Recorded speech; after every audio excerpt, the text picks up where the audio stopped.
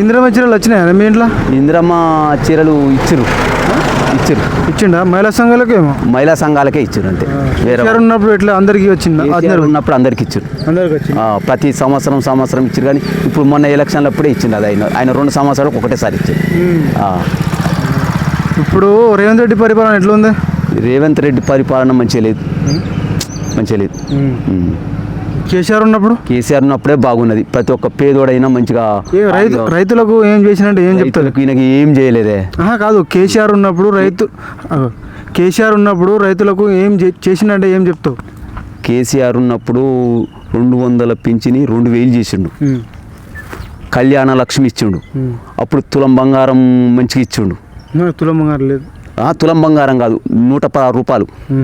ఒక ఇంట్లో ఒక అమ్మాయి పెళ్లి చేస్తే 116 రూపాయలు, 1,16,000 ఇచ్చిండు మంచిగా.